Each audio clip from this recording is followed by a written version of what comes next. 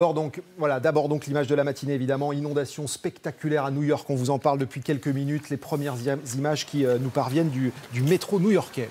L'état d'urgence vient d'être décrété par le maire Bill de Blasio. Les pluies pourraient encore se renforcer dans les prochaines heures et nous sommes en ligne avec notre correspondant Axel Monnier. Bonjour Axel. Bonjour Hélène.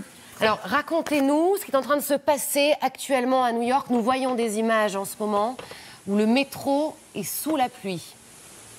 Oui, ce sont quasiment toutes les lignes du métro new-yorkais, et Dieu sait qu'il est grand, qui sont actuellement suspendues, inondées. Il y a de très nombreuses rues dans Manhattan, également à Brooklyn, qui sont inondées par plusieurs mètres d'eau. La situation est très impressionnante parce qu'en fait, ces pluies, il faut le dire, on les vit depuis le milieu, la fin d'après-midi, donc depuis quelques heures, il ne cesse de pleuvoir, il y a beaucoup de vent.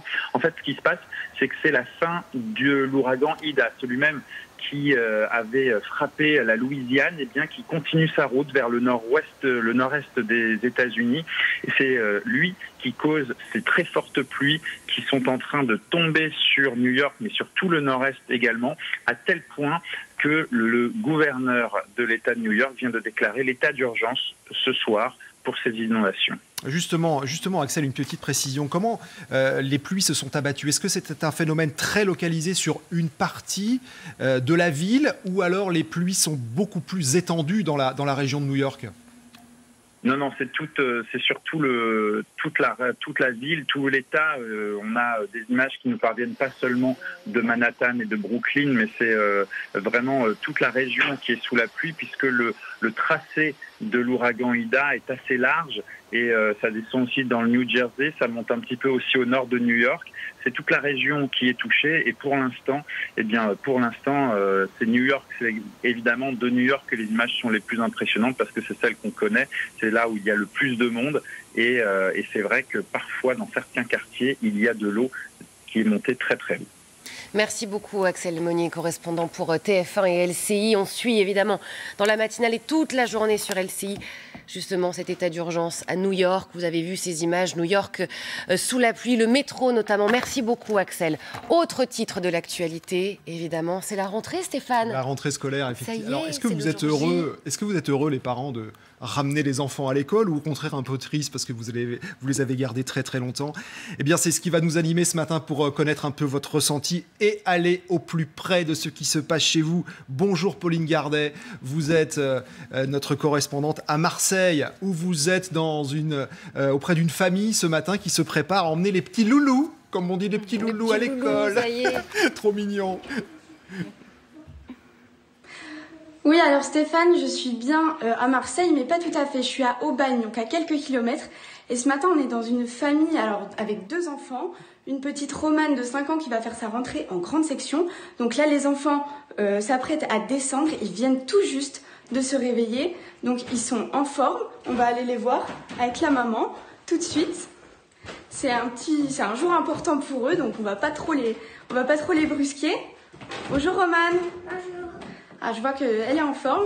Avec la maman, Anna Isaora. Alors, comment s'est passé ce premier petit réveil au saut du lit? Un peu en douceur. Mais bon, c'était un peu difficile pour eux quand même ce matin, parce que d'habitude c'est plutôt 10h30, vu que c'était encore les vacances. Et qu'on n'a pas encore fait le couvre-feu le soir pour la reprise. Donc la semaine va être un peu difficile, je pense. Heureusement que c'est que 2 jours. Bon, alors il y aura bien le week-end pour se reposer, mais en attendant, on va aller prendre des forces parce que c'est une grosse journée qui les attend, surtout pour Romane qui fait sa rentrée en grande section. On va les retrouver tout à l'heure après le petit déjeuner. Justement, le menu du petit déjeuner en cette rentrée, est-ce qu'il y a des choses particulières? Eh bien, on va aller voir ça tout de suite. Alors, Isaora, est-ce qu'on a un menu particulier pour ce petit déjeuner? Je crois qu'Adam vient de le dire, tartine Nutella. Tartine Nutella, ça commence fort. Plein d'énergie pour cette journée. Pour Romane, c'est quoi le menu? Tartine raisin.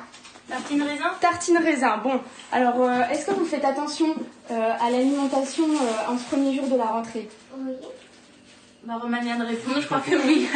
Oui, on essaie de faire attention parce qu'il faut qu'ils tiennent, surtout pour Romane avec Covid et le décalage des repas. Elle mange plus à 11h30 ou midi. Elle est sur le dernier créneau à midi 45, 13h.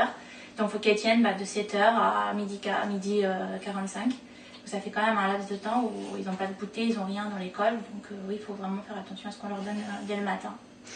Alors on va leur souhaiter un bon petit déjeuner à ces petits loulous et puis on va les retrouver pour s'habiller et ensuite partir à l'école. Exactement, parce qu'il y a toute une série d'étapes à ne pas rater en ce premier jour de rentrée. Merci beaucoup, ma chaîne Pauline Gardet. Donc à Aubagne. Effectivement, je ne vais pas me froisser avec les habitants d'Aubagne, c'est juste à côté de Marseille. Impatience à retrouver une vie normale, évidemment pour les petits, sauf qu'il y a le problème du masque qui restera donc obligatoire à partir du CP. Suzanne Prez. À l'école, le masque reste obligatoire dès le CP. Après les vacances d'été, il faut réhabituer les plus jeunes à le porter. Ma nièce rentre en CP cette année, elle n'a pas encore 6 ans, je ne sais pas comment elle va, ça va être très compliqué, ils sont trop jeunes, c'est pas possible. Ce qui était plus difficile, c'était quand on devait rester 3 mois ensemble et qu'il n'y avait pas l'école, et ça c'était une contrainte. Donc aujourd'hui on préfère avoir le masque plutôt qu'il n'y ait pas d'école.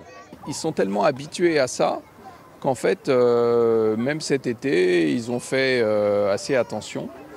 Pas de brassage entre les classes, lavage de mains, distanciation. Ce sont les règles à suivre pour cette rentrée. Une source de stress importante pour certains enfants. Dans une situation où tout va bien, porter un masque, c'est pas si gênant. D'ailleurs, on le fait.